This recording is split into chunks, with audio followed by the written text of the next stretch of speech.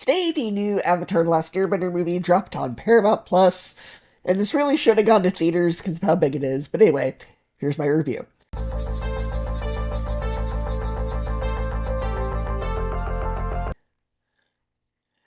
Absolute perfection. I honestly don't know what else I could have wanted from this movie. It takes everything that people love about the animated series: the characters, comedy, action, mythology, emotion, and incredibly creative bending, and successfully translates it into an event movie. It doesn't feel like a cheap attempt to bring back a beloved franchise, and it doesn't feel like an extra long episode of the show stretched out to fill 90 minutes. This genuinely feels like the next major chapter in the story. The movie does provide enough backstory for people who may be unfamiliar with the original series. It explains the four nations, the different styles of bending, the Avatar cycle, and Aang's role as the person responsible for maintaining balance in the world. Obviously, you're going to get much more out of the movie if you've already watched the show, but that should probably go without saying.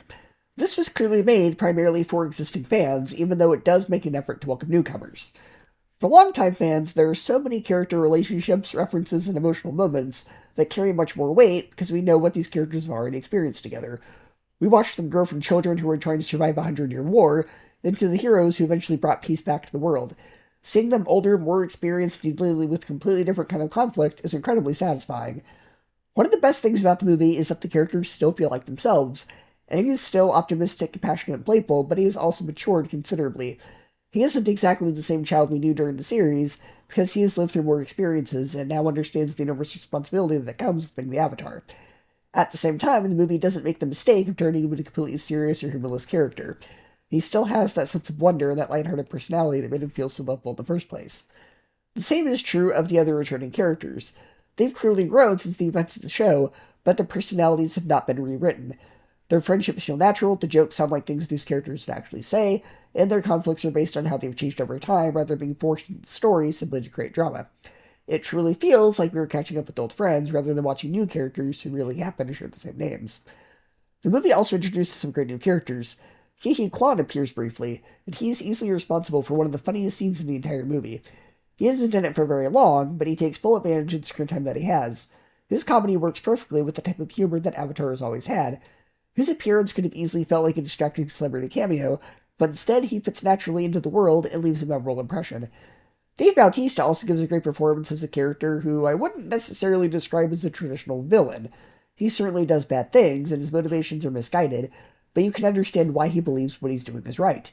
That makes him much more interesting than someone who simply wants to conquer the world or gain power for no reason. There's also a new group of antagonists called the Denied. The Denied believe that it is fundamentally unfair for benders to possess so much power, while ordinary people are born without any bending abilities. From their perspective, the entire world is controlled by people who are given extraordinary abilities through no effort of their own. Meanwhile, non-benders are expected to live alongside these people without having any similar way of protecting themselves. This is such an interesting idea, because there is at least some truth behind their complaints. Benders do have an enormous natural advantage, and throughout the original series, we saw how easily those abilities could be abused. The Fire Nation used bending to conquer most of the world. Powerful benders served as soldiers, criminals, political leaders, and dictators. Even in times of peace, it made sense that some non-benders would feel powerless and forgotten. Of course, the methods used by the Denied are wrong, but their frustration is understandable. That gives the conflict a lot more depth. The movie doesn't ask us to agree with them, but it does allow us to understand how they reach these conclusions. They aren't simply these evil people who just hate the Avatar. They believe the world's entire power structure is unfair, and that they're the only ones willing to change it. That is one of the movie's greatest strengths. It expands the mythology without contradicting what came before it. We learn more about how the world has changed, how people now view the Avatar, and what happens when Aang's idea of balance is challenged by the people who don't believe the system was balanced in the first place. It gives Aang a problem that he cannot solve simply by defeating one powerful enemy. As the Avatar, Aang's responsibility is to protect balance. But what exactly does balance mean when a large group of people believe the world has never treated them fairly? That forces him to think about his responsibilities differently. He still has to stop people who are hurting others, but he also has to learn the reason behind their anger. That is a much more mature conflict for an older Aang, and it shows how the franchise has grown alongside its characters and audience. The action is also every bit as great as it was in the show. The bending remains creative, fast-paced, and visually exciting. Each bending style feels distinct, with movements and strategies that reflect the element being used. The fights aren't just characters throwing different colored energy at each other. Aang uses airbending differently from how an earthbender fights, and waterbending requires a completely different rhythm from firebending. The movie also understands that bending battles work best when the environment becomes part of the fight. Characters use buildings, streets, water, rocks, and objects around them rather than simply standing still and firing attacks back and forth. The action tells us something about how each fighter's personality and experience.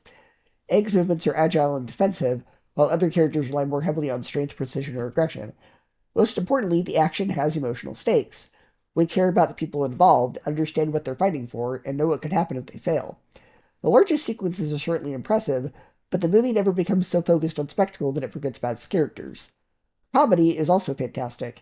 Avatar has always been able to move between serious drama and ridiculous humor without making either side feel out of place. This movie continues that. There are some very emotional and intense scenes, but the story knows when to give the audience a chance to laugh. The humor comes naturally from the characters and their personalities. Another thing I really appreciated is this does feel like an actual movie. That may sound like a strange compliment, but a lot of television continuations can feel like several episodes awkwardly edited together. This has a clear beginning, middle, and end. The story steadily builds towards the third act, the action becomes larger as the conflict escalates, and the characters go through complete emotional arcs. At the same time, it doesn't waste time reintroducing each character, explaining every event from the original series. It trusts that the audience knows these people and wants to see where their lives have gone next. The filmmakers found a great balance between honoring the past and telling a new story. No pun intended when I say balance.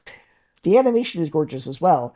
The Avatar universe has always had some of the most expressive and imaginative animation on television, and giving the story a theatrical budget allows the world to feel even larger, which frustrates me that this wasn't given a theatrical release properly nationwide, just limited screenings. What were you thinking, Paramount? The landscapes are beautiful, the cities feel alive, and the bending effects are incredible without losing the style of the original series. There is a real sense of scale throughout the movie.